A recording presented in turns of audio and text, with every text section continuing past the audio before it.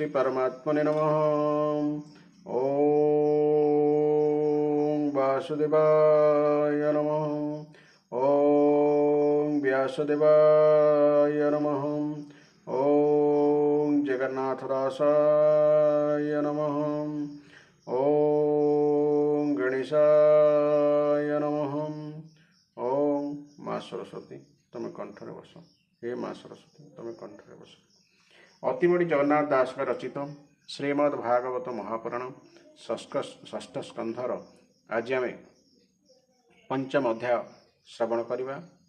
यही अध्यायर प्रथम भाग पद्यांतरी एवं द्वितीय भाग यार व्याख्या श्रवण करवा।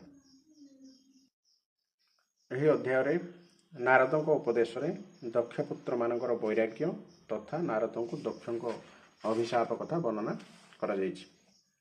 धारावाहिक भाव में शुणापी चैनल को सब्सक्राइब करंतु एवं फॉलो करंतु। फल प्रत्येक अध्याय धारावाहिक भाव में शुणिपारे।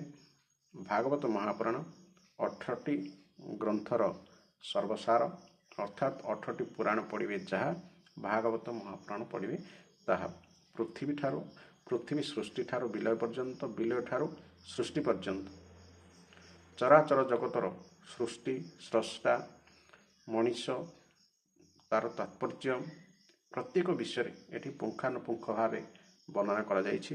जीवन में अंतत पक्षे थरे भागवत महापुराण पढ़ंतु। प्रथम थर पढ़िले जेते बुझीपारे ना, द्वितीय थर पढ़िले ताठू अधिक बुझे, तृतीय थर पढ़िले ताठू अधिक, एमती जेते पढ़ुथे सेते एठी अधिक अधिक तार तात्पर्य बा महत्व बुझीपारुथिबे। तेणु जीवन में थरे भागवत महापुराण निश्चित पढ़ंतु। मनुष्य जन्म भाई दुर्लभ, किंतु वर्तमान दिन में समाज आमर दिन को दिन अधपतन हो चली।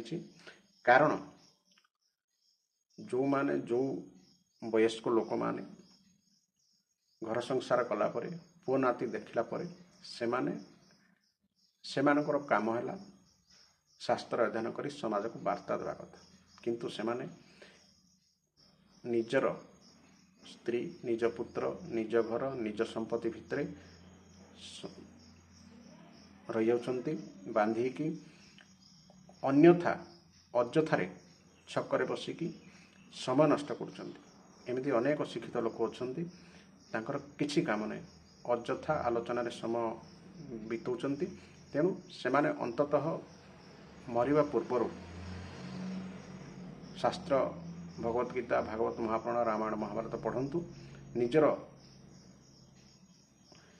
उन्नति होगा सहित समाज को मध्य वार्ता दिंतु, नहेले लोक आपण मानक कहीं मन रखिए। तेणु प्रत्येक वयस्क व्यक्ति बयस हेले ए काम करवा उचित। तेज आसतु आरंभ करवा पंचम अध्याय षष्ठ स्कंध। पंचमे नारदर कूट बचने पड़ी पुत्र नष्ट, हेबार जानी दक्ष क्रोधे सापोजे बिहिले नारदे। श्री शुक उवाच विष्णुमा यार प्रभावरु पंचज न कन्या गर्भरु, हर्यस्य नाम रे अयुत से दक्ष जन्माइले सूत। पृथक भाव तांको नाही सकले धर्मशील होई, पितार आज्ञा घेनी सिरे प्रजास अर्जन करिवारे। पश्चिम दिग को गमिले सेठारे तीर्थेक देखिले, जानाम नारायण सर संगमे से सिंधु सागर।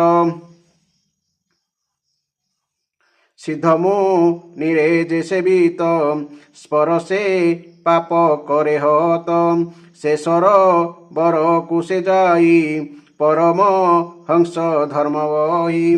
जंत्रित से पिता आज्ञारे नानाऊ ग्रत पसाधिले, प्रजार वृद्धि काम कले तपसा धने मन देले। नारद आसी तत्क्षण कहिले अमृत समान, हर्यस्वे शुण मौतर केमंते तुम्भे प्रजाकर। ପୃଥ୍ୱୀର ପରିମାଣ କାହିଁ କେବେ କି ଦେଖିଅଛ କେହି ତୁମ୍ଭେ ବା ଲୋକ ବୁଦ୍ଧି କର ସୃଷ୍ଟି କରିବାକୁ ବିଚାର ଏକ ଗୋଟି ଯେ ରାଜ୍ୟ ଅଛି ଏକ ପୁରୁଷ ତହିଁ ଅଛି ଗହ୍ୱର ଗୋଟିଏ ଅଛଇ ଯହିଁରୁ କେହି ନ ଫେରଇ ବହୁରୁ ପର ସ୍ତ୍ରୀ ଏକ ଅଛି ପୁଶ୍ଚଳି ପତି ଏକ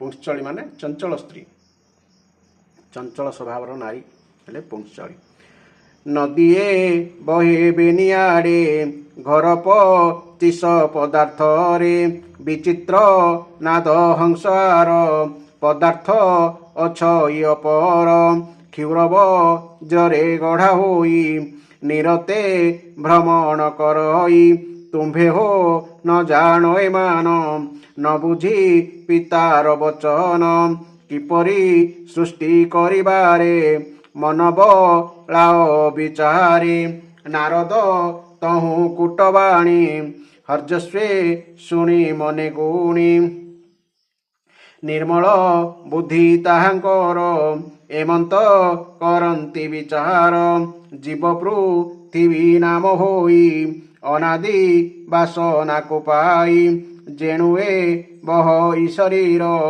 କାରଣ ଯେ ଆତ୍ମା ବନ୍ଧର ଅଦୃଶ୍ୟ ଏହାର ନିର୍ବାଣ ତେଣୁ ନ ଜାଣି ପରିମାଣ ଅସତ କର୍ମ ପ୍ରବର୍ତ୍ତନେ କି ଅର୍ଥ ଲାଭ ଏ ସାଧନେ ଏକ ପୁରୁଷ ସେ ଈଶ୍ୱର ସମସ୍ତ ସାକ୍ଷୀ ସେ ରାଜ୍ୟର ନିତ୍ୟ ମୁଁ କତ ଭଗବାନ ତେଣେ ତ ନାହିଁ ଆମ୍ଭ ଜ୍ଞାନ ପୁରୁଷ ଯହିଁ ପ୍ରବେଶିଲେ ବାହୁଡ଼ି ନ ଆସଇ ଭଲେ ପାତାଳ ଗତି ପ୍ରାୟ ହୋଇ ଜ୍ୟୋତିଷ ରୂପ ବ୍ରହ୍ମମୟୀ ତହିଁରେ ଆମ୍ଭ ନାହିଁ ଜ୍ଞାନ ଏ ସୃଷ୍ଟି କର୍ମେ କି କାରଣ ଏ ବୁଦ୍ଧି ନାନା ମାର୍ଗେ ଯାଇ ଆତ୍ମା କାରଣ ନ ଜଣଇ ରଜତ ମରେ ବିମୋହିତ ପୁଶ୍ଚଳି ପରାଏ ଚରିତ ପୁଶ୍ଚଳି ସଙ୍ଗେ କରି ଭାବ କେବଳ ଶ୍ରମ ମାତ୍ର ଲାଭ କୁଚ୍ଛିତ ଭାର୍ଯ୍ୟା ଗୃହୀ ଜେନେ ନିରତେ ବଞ୍ଚଇ କଷଣେ କୁଶ୍ଚିତ ଭାର୍ଯ୍ୟା ଗୃହୀ ଅର୍ଥାତ୍ ଦୁଶ୍ଚରିତ୍ରାର ସ୍ୱାମୀ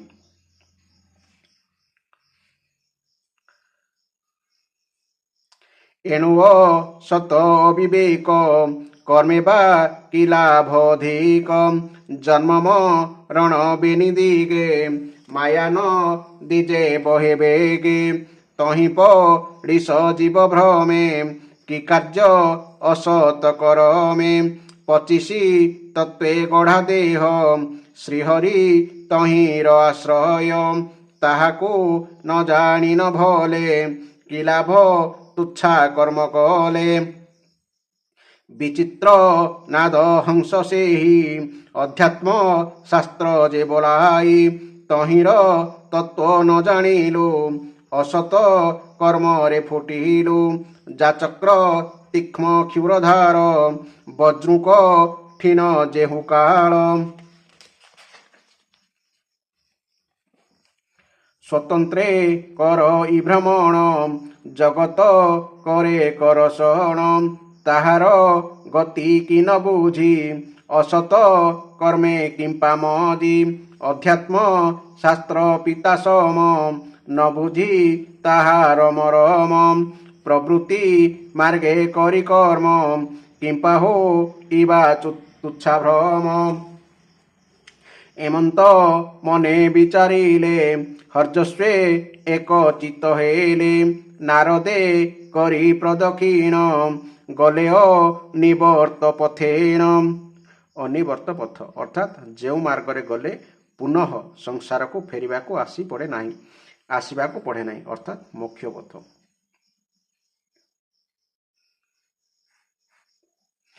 ଅଚ୍ୟୁତ ବ୍ରହ୍ମ ଋଷିକେଶ ଅଖିଳ ପ୍ରଭୁ ପିତବାସ ଅଭୟ ପାଦ ପଙ୍କଜରେ ଅଖଣ୍ଡ ଚିତ ହୋଇ ସ୍ଥିର ଆନନ୍ଦ ହୋଇ ମୁନିବର ଗମନ କଲେ ନିଜପୁର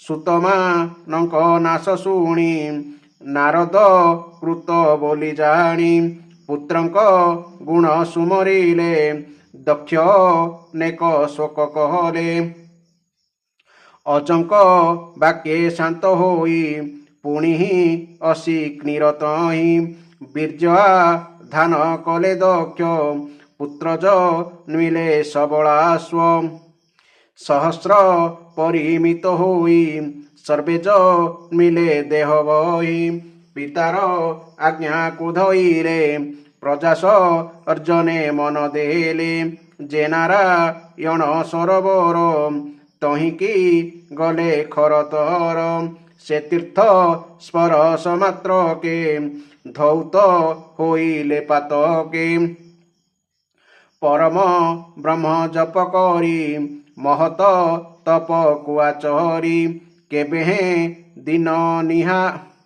କେବେ କେତେ ଦିନ ନିରାହାରେ ବଞ୍ଚିଲେ ପବନ ଆହାରେ ନିରାହାରେ ଅର୍ଥାତ୍ ଜଳ ଆହାର କରି ନିର ମାନେ ଜଳ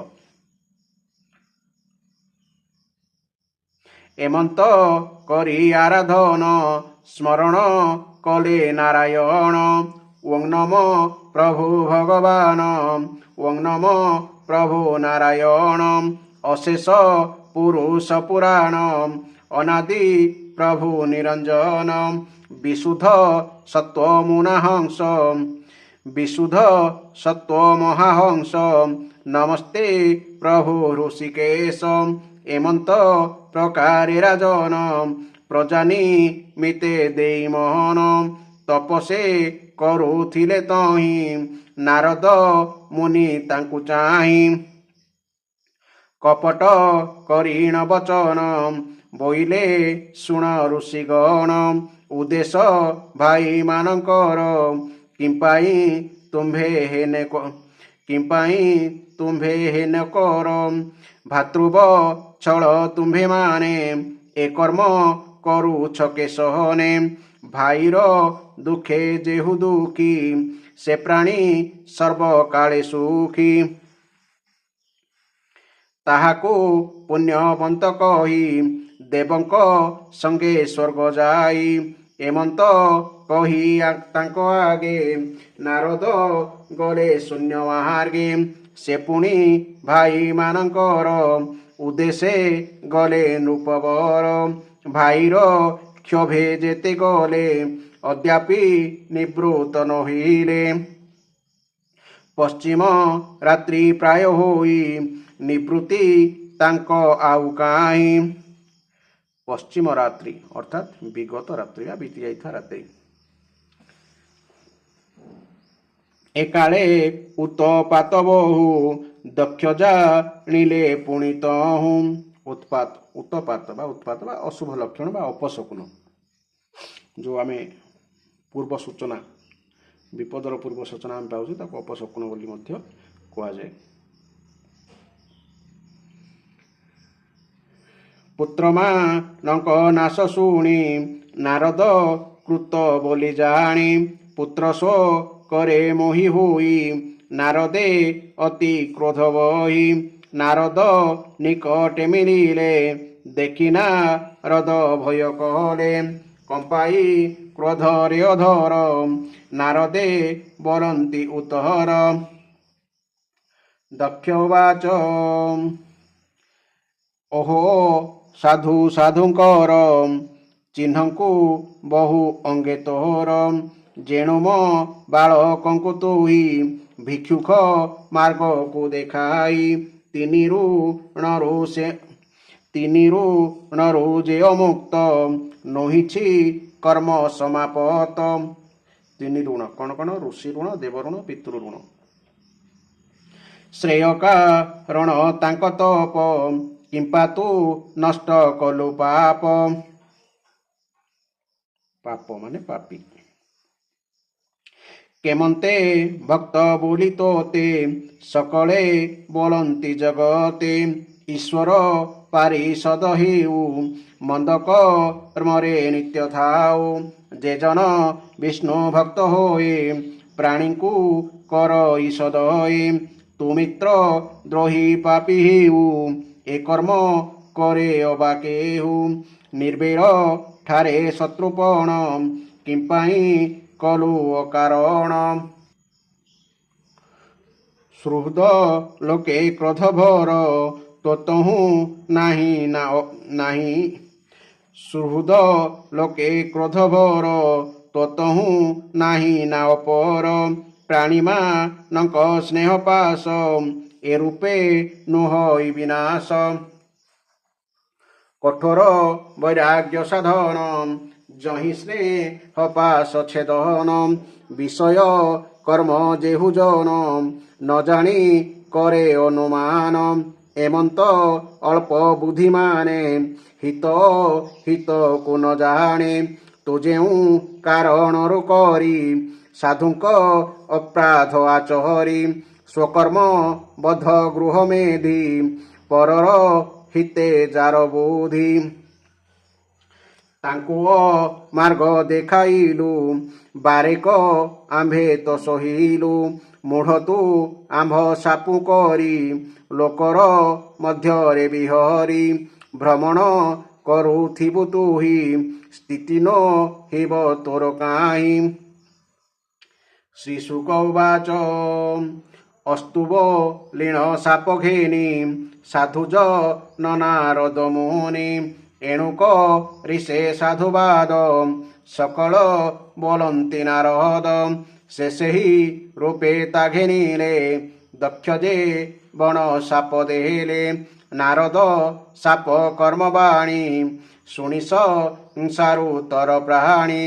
ବୋଲୋଇ ଦାସ ଜଗନ୍ନାଥ ସଂସାର ହିତେ ଭାଗବତ। ଇତି ଶ୍ରୀମଦ୍ଭାଗବତେ ମହାପୁରାଣେ ପାରମହଂସ ସଂହିତାୟାଂ ଷଷ୍ଠ ସ୍କନ୍ଧେ ନାରଦୋଷାପ ନାମ ପଞ୍ଚମୋଧ୍ୟାୟଃ। ବର୍ତ୍ତମାନ ଏହି ଅଧ୍ୟାୟର ଆମେ ବ୍ୟାଖ୍ୟା ଶୁଣିବା। ଶ୍ରୀ ଶୁକଦେବ କହିଚାଲେ, ହେ ପରୀକ୍ଷିତ, ଭଗବାନଙ୍କର ଶକ୍ତି ପାଇ ଦକ୍ଷ ପ୍ରଜାପତି ପରମ ସମର୍ଥ ହୋଇଗଲେ। ସେ ପଞ୍ଚଜନଙ୍କ ପୁତ୍ରୀ ଅଶ୍ନିକୀଙ୍କ ଠାରୁ ହର୍ଯସ୍ୱ ନାମକ 10,000 ପୁତ୍ର ଉତ୍ପନ୍ନ କଲେ। ହେ ରାଜନ, ଦକ୍ଷଙ୍କର ସେହି ପୁତ୍ରମାନେ ସମସ୍ତେ ଏକ ଆଚରଣ ଓ ଏକ ସ୍ୱଭାବର ଥିଲେ।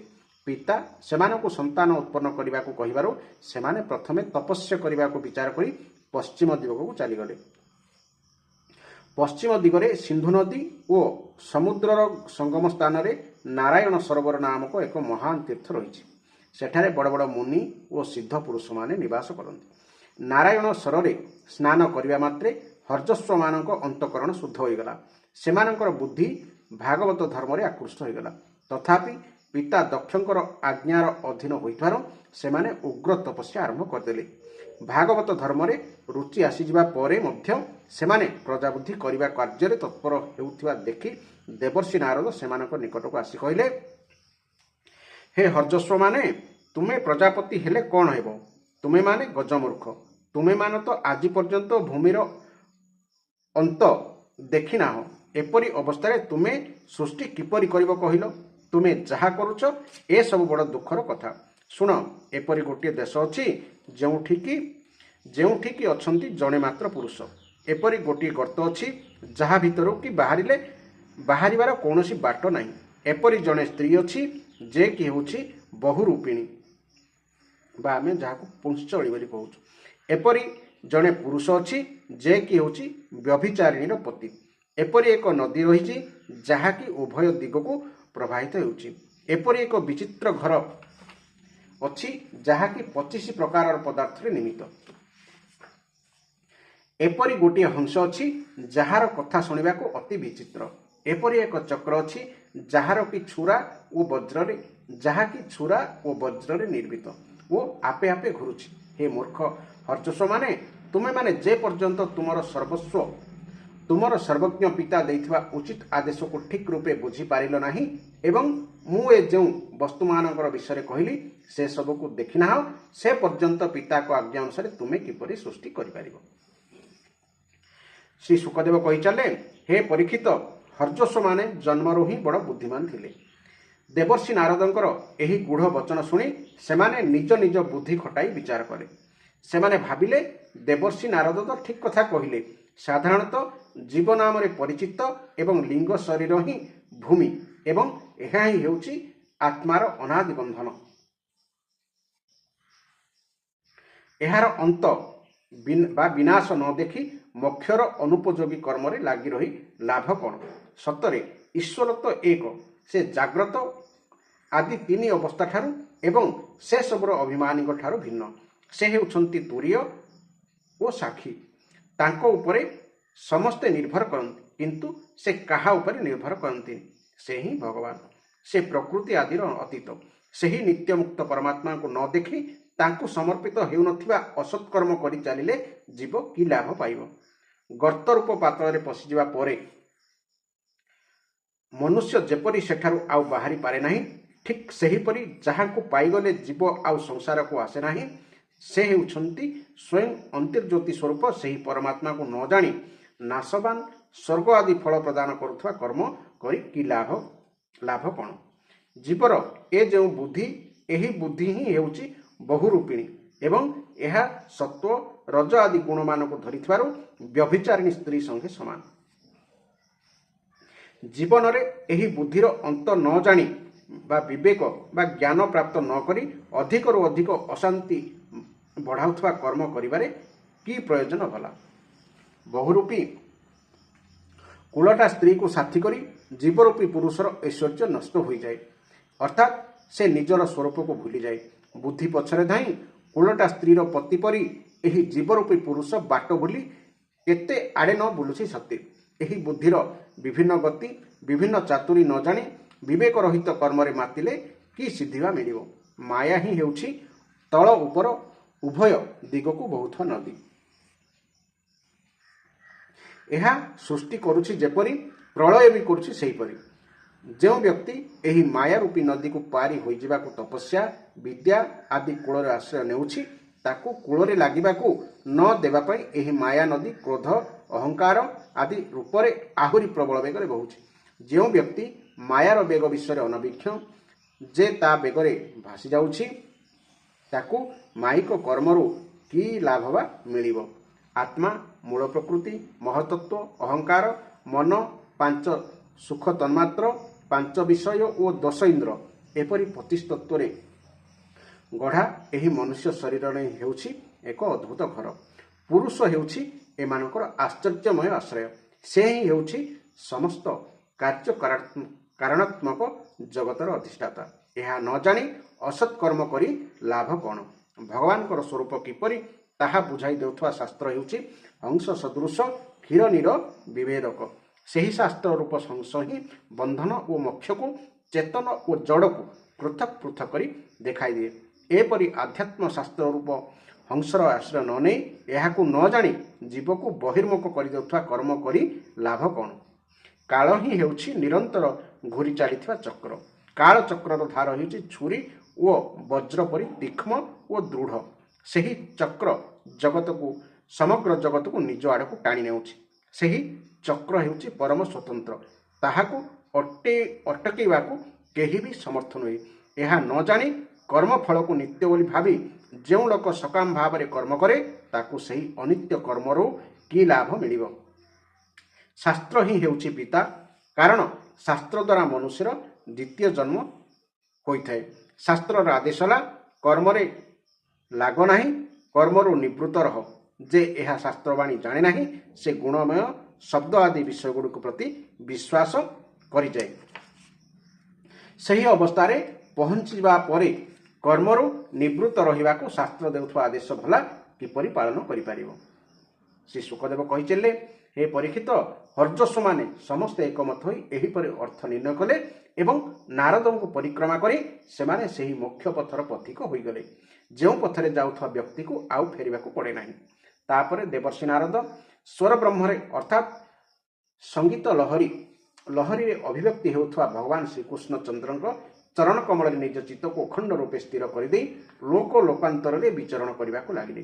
ହେ ପରୀକ୍ଷିତ, ନାରଦଙ୍କ ଉପଦେଶ ହେତୁ ପୁତ୍ରମାନେ କର୍ତ୍ତବ୍ୟଚ୍ୟୁତ ହୋଇଗଲେ ବୋଲି ଶୁଣି ଦକ୍ଷ ପ୍ରଜାପତି ଶୋକରେ ବ୍ୟାକୁଳ ହୋଇଗଲେ।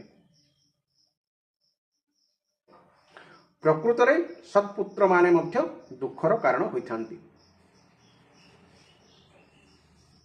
ତେଣୁ ତାଙ୍କ ମନରେ ବଡ଼ ପଶ୍ଚାତାପ ହେଲା। ଦକ୍ଷ ପ୍ରଜାପତିଙ୍କୁ ବ୍ରହ୍ମା ବହୁ ସାନ୍ତ୍ୱନା ଦେଲେ।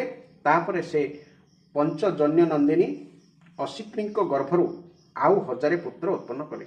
ସେହି ପୁତ୍ରମାନଙ୍କର ନାମ ଥିଲା ସବଳାଶ୍ୱ। ପିତା ଦକ୍ଷ ପ୍ରଜାପତିଙ୍କର ଆଜ୍ଞା ପାଇଁ ସେମାନେ ମଧ୍ୟ ପ୍ରଜା ସୃଷ୍ଟି କରିବା ନିମନ୍ତେ ସେହି ନାରାୟଣ ସରୋବରକୁ ଗଲେ, ଯେଉଁଠିକି ଯାଇ ସେମାନଙ୍କର ବଡ଼ ଭାଇମାନେ ସିଦ୍ଧିଲାଭ କରିଥିଲେ। ସବଳାଶ୍ୱମାନେ ସେହି ସରୋବରରେ ସ୍ନାନ କରିବା ମାତ୍ରେ ସେମାନଙ୍କର ଅନ୍ତଃକରଣର ସକଳ ମଳ ଧୋଇଗଲା। ସେମାନେ ପରଂବ୍ରହ୍ମ ସ୍ୱରୂପ ପ୍ରଣବ ମନ୍ତ୍ର ଜପ କରି ଘୋର ତପସ୍ୟାରେ ମଗ୍ନ ହୋଇଗଲେ। କେତେ ମାସ ପର୍ଯ୍ୟନ୍ତ କେବଳ ଜଳପାନ କରି, ତାପରେ କେତେ ମାସ ପର୍ଯ୍ୟନ୍ତ ବାୟୁ ମାତ୍ର ଆହାର କରି ସେମାନେ ଯେଉଁ ମନ୍ତ୍ର ଅଭ୍ୟାସ କଲେ ତାହା ହେଲା, ଯେଉଁ ଭଗବାନ ନାରାୟଣ ବିଶୁଦ୍ଧ ଚିତ୍ତରେ ନିବାସ କରନ୍ତି, ଯେ ହେଉଛନ୍ତି ସମସ୍ତଙ୍କର ଅନ୍ତର୍ଯ୍ୟାମୀ ତଥା ସର୍ବବ୍ୟାପକ ଏବଂ ପରମହଂସ ସ୍ୱରୂପ, ଆମେ ନମସ୍କାର ପୂର୍ବକ ସେହି ଓଙ୍କାର ସ୍ୱରୂପ ଭଗବାନ ନାରାୟଣଙ୍କୁ ଧ୍ୟାନ କରୁଛୁ।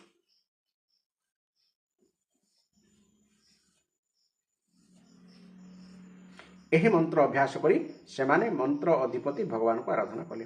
ହେ ପରୀକ୍ଷିତ, ଦକ୍ଷପୁତ୍ର ସବଳାଶ୍ୱମାନେ ପ୍ରଜା ସୃଷ୍ଟି ନିମନ୍ତେ ଏପରି ତପସ୍ୟାରେ ନିମଗ୍ନ ରହିଲେ। ସେମାନଙ୍କ ନିକଟକୁ ମଧ୍ୟ ଦେବର୍ଷି ନାରଦ ଆସି ପୂର୍ବପରି ଗୂଢ଼ ବଚନ ଦ୍ୱାରା ଉପଦେଶ ଦେଲେ। ସେ କହିଲେ, ହେ ଦକ୍ଷ ପ୍ରଜାପତିଙ୍କର ପୁତ୍ରଗଣ, ମୁଁ ତୁମକୁ ଯେଉଁ ଉପଦେଶ ଦେଉଛି ତାହା ଶୁଣ। ତୁମେମାନେ ତ ତୁମ ବଡ଼ ଭାଇମାନଙ୍କୁ ବିଶେଷ ଶ୍ରଦ୍ଧା କରିଥାଉ, ତେଣୁ ତୁମେମାନେ ସେମାନଙ୍କର ମାର୍ଗ ଅବଲମ୍ବନ କର। ଯେଉଁ ଧର୍ମଜ୍ଞ ବ୍ୟକ୍ତି ବଡ଼ ଭାଇମାନଙ୍କର ମାର୍ଗ ଅନୁସରଣ କରେ, ସେ ହିଁ ପ୍ରକୃତ ଭାଇ। ସେହି ପୁଣ୍ୟବାନ ପୁରୁଷ ପରଲୋକରେ ମରୁଦ୍ଗଣଙ୍କ ସହିତ ଆନନ୍ଦ ଉପଭୋଗ କରେ। ହେ ପରୀକ୍ଷିତ, ସବଳାଶ୍ୱମାନଙ୍କୁ ଏପରି ଉପଦେଶ ଦେଇ ଦେବର୍ଷି ନାରଦ ସେଠାରୁ ଚାଲିଗଲେ ଏବଂ ସେମାନେ ମଧ୍ୟ ନିଜ ବଡ଼ ଭାଇମାନଙ୍କର ମାର୍ଗ ଅନୁସରଣ କଲେ। ନାରଦଙ୍କର ଦର୍ଶନ କେବେ ବ୍ୟର୍ଥ ଯାଏନି। ଯେଉଁ ପଥ ଅନ୍ତର୍ମୁଖୀ ବୃତ୍ତି ଦ୍ୱାରା ପ୍ରାପ୍ତ ହୁଏ ତାହା ଅତ୍ୟନ୍ତ ସୁନ୍ଦର ତଥା ଭଗବତ ପ୍ରାପ୍ତିର ଅନୁକୂଳ। ସେମାନେ ସେହି ପଥର ପଥିକ ହୋଇଗଲେ। ବିତି ଯାଇଥିବା ରାତି ଯେପରି ଆଉ ଫେରିଆସେ ନାହିଁ, ସେମାନେ ସେହିପରି ସେହି ପଥରୁ ଏପର୍ଯ୍ୟନ୍ତ ଫେରି ନାହାନ୍ତି କି ଭବିଷ୍ୟତରେ ଫେରିବେ ନାହିଁ। ସେପଟେ ଦକ୍ଷ ପ୍ରଜାପତି ନାନା ପ୍ରକାର ଅପଶକୁନ ବା ଅଶୁଭ ଲକ୍ଷଣ ଦେଖିବାରୁ ପୁତ୍ରମାନଙ୍କର ଅନିଷ୍ଟ ଆଶଙ୍କା କରିବାକୁ ଲାଗିଲେ। ଏ ଭିତରେ ସେ ଜାଣିବାକୁ ପାଇଲେ ଯେ ନାରଦ ଆସି ଏ ପୁତ୍ରମାନଙ୍କୁ ମଧ୍ୟ ପୂର୍ବ ପୁତ୍ରମାନଙ୍କ ପରି ଭିନ୍ନ ମାର୍ଗରେ ନେଇଯାଇଛନ୍ତି। ପୁତ୍ରମାନେ କର୍ତ୍ତବ୍ୟଚ୍ୟୁତ ହୋଇଯିବାରୁ ତାଙ୍କ ମନରେ ଭୀଷଣ ଦୁଃଖ ହେଲା। ସେ ନାରଦଙ୍କ ଉପରେ କ୍ରୋଧ ହୋଇଗଲେ ଓ ନାରଦକୁ ଦେଖୁ ଦେଖୁ କ୍ରୋଧରେ ତାଙ୍କର ଓଠ ପାଟି କମ୍ପିଲା। ସେ କ୍ରୋଧାବଶରେ ବା ରାଗିକି ନାରଦଙ୍କୁ କହିଲେ। ଦକ୍ଷ ପ୍ରଜାପତି କହିଲେ, ହେ ଦୁଷ୍ଟ, ତୁମେ ମିଛରେ ସାଧୁ ବେଶ ଧରିଛ। ମୋର ସରଳ ସ୍ୱଭାବର ପୁତ୍ରମାନଙ୍କୁ ଭିକାରୀର ବାଟ ଧରାଇ ଦେଇ ତୁମେ ମୋର ବିରାଟ କ୍ଷତି କରିଛ। ସେମାନେ ବ୍ରହ୍ମଚର୍ଯ୍ୟ ପାଳନ କରି ଋଷିଗଣ ଶୁଝିନାହାନ୍ତି, କି ଯାଗଯଜ୍ଞ କରି ଦେବଋଣ ଶୁଝିନାହାନ୍ତି, କି ପୁତ୍ର ଆଦି ଜାତ କରି ପିତୃଋଣ ଶୁଝିନାହାନ୍ତି। ସେମାନେ ତ କର୍ମଫଳର ନଶ୍ୱରତା ସମ୍ବନ୍ଧରେ କିଛି ବିଚାର ମଧ୍ୟ କରିନଥିଲେ, କିନ୍ତୁ ହେ ପାପାତ୍ମା, ତୁମେ ସେମାନଙ୍କର ଇହଲୋକ ଓ ପରଲୋକରେ ସୁଖ ନଷ୍ଟ କରିଦେଲ। ସତରେ ତୁମ ହୃଦୟରେ ତିଳେ ମାତ୍ର ଦୟା ନାହିଁ। ତୁମେ ଏହିପରି ମୋ ପୁଅମାନଙ୍କର ବୁଦ୍ଧି ଭ୍ରଷ୍ଟ କରିଚାଲିଛ। ଭଗବାନଙ୍କର ପାର୍ଷଦ ହୋଇ ତୁମେ ତାଙ୍କ କୀର୍ତ୍ତିରେ କଳଙ୍କ ଲଗାଇ ଚାଲିଛ। ସତରେ ତୁମେ ନିତାନ୍ତ ନିର୍ଲଜ। ମୁଁ ଜାଣିଥିଲି ଭଗବାନଙ୍କର ପାର୍ଷଦମାନେ ସଦାସର୍ବଦା ଦୁଃଖୀ ପ୍ରାଣୀମାନଙ୍କୁ ଦୟା କରିବାରେ ବ୍ୟଗ୍ର ରହନ୍ତି, କିନ୍ତୁ ଦେଖୁଛି ତୁମେ ପାରସ୍ପରିକ ସୌହାର୍ଦ୍ଦ୍ୟ ବିନାଶ କରିବାରେ ଲାଗିଛ। ଯେଉଁମାନେ କାହାରି ସହିତ ଶତ୍ରୁତା କରନ୍ତି ନାହିଁ, ତୁମେ ସେମାନଙ୍କ ସହିତ ମଧ୍ୟ ଶତ୍ରୁତା କରୁଛ।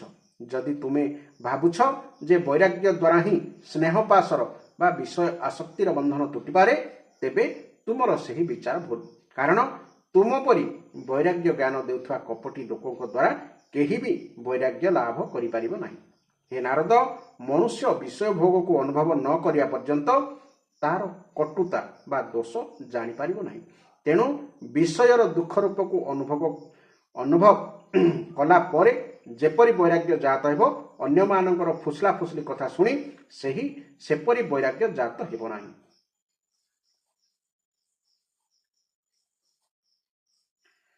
ଆମେମାନେ ହେଉଛୁ ସଦ୍ଗୃହସ୍ଥ। ଆମେ ଆମ ଧର୍ମ ମର୍ଯ୍ୟାଦା ପାଳନ କରୁ। ତୁମେ ଆଗରୁ ବି ଥରେ ମୋର ଅପୂରଣୀୟ କ୍ଷତି କରିଥିଲ।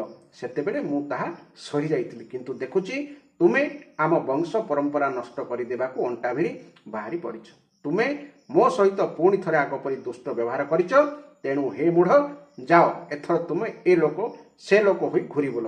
ତୁମକୁ କୌଣସି ସ୍ଥାନରେ ସ୍ଥିର ହୋଇ ରହିବାକୁ ସ୍ଥାନ ନ ମିଳୁ। ନାରାୟଣ ନାରାୟଣ। ସେଥିପାଇଁ ନାରଦ କୌଣସି ସ୍ଥାନରେ ସ୍ଥିର ନୁହନ୍ତି, କେବଳ ଦକ୍ଷ ପ୍ରଜାପତିଙ୍କର ଅଭିଶାପ ଯୋଗୁଁ। ତେଣୁ ସେ ଯେଉଁଠି ଭଗବାନଙ୍କର ବୁଦ୍ଧି ହେଲେ ନାରଦ, ଯେଉଁଠି ଦ୍ୱନ୍ଦ୍ୱ ସୃଷ୍ଟି ସେଇଠି ନାରଦଙ୍କର ସ୍ଥିତି ହୁଏ। ସେଥିପାଇଁ ତେଣୁ ବ୍ରହ୍ମାପୁତ୍ର ନାରଦ କୌଣସି ସ୍ଥାନରେ ମଧ୍ୟ ସ୍ଥିର ହୋଇ ରହିପାରନ୍ତି ନାହିଁ। ଶ୍ରୀ ଶୁକଦେବ କହିଚାଲିଲେ, ହେ ପରୀକ୍ଷିତ, ସନ୍ଥ ଶିରୋମଣି ଦେବର୍ଷି ନାରଦ ଖୁବ୍ ଭଲ କଥା କହି ଦକ୍ଷଙ୍କର ଏହି ଅଭିଶାପ ଗ୍ରହଣ କରିନେଲେ। ଦେଖ, ସଂସାରରେ ପ୍ରତିଶୋଧ ନେବାର ଶକ୍ତି ଥାଉ ଥାଉ ଅନ୍ୟ ଲୋକ କରିଥିବା ଅପରାଧକୁ ସହିଯିବାର ନାମ ହିଁ ସାଧୁତା। ତେଣୁ ନାରଦ ସେହି ଅଭିଶାପ ସହିଗଲେ। ଏହି ଅଧ୍ୟାୟ ଆପଣମାନଙ୍କୁ କେମିତି ଲାଗିଲା? ଏକ ଗଭୀର ଆତ୍ମତତ୍ତ୍ୱର ଅଧ୍ୟାୟ। ତେଣୁ ଆପଣମାନେ ଏମିତି ଧାରାବାହିକ ଭାବରେ ଶୁଣିବା ପାଇଁ ଚ୍ୟାନେଲଟିକୁ ନିଶ୍ଚୟ ସବସ୍କ୍ରାଇବ୍ କରିବେ ଏବଂ ପ୍ରତ୍ୟେକ ଅଧ୍ୟାୟ, ପ୍ରତ୍ୟେକ ସ୍କନ୍ଧ ଭଲ ଭାବରେ ଶୁଣି ଏ ଭବସାଗରରେ ରହିବା ପାଇଁ, ଭଲରେ ବଞ୍ଚିବା ପାଇଁ ଏବଂ ସଂସାରକୁ ଜ୍ଞାନ ଦେବା ପାଇଁ ଏହି ଅଧ୍ୟାୟ ଆପଣମାନଙ୍କୁ ସାହାଯ୍ୟ କରିବ। ଏହି ଆଶା ନେଇ ଭଗବାନ ଆପଣଙ୍କୁ କୃପା କରନ୍ତୁ। ଜୟ ଜଗନ୍ନାଥ, ଜୟ ଜଗନ୍ନାଥ, ଜୟ ଜଗନ୍ନାଥ।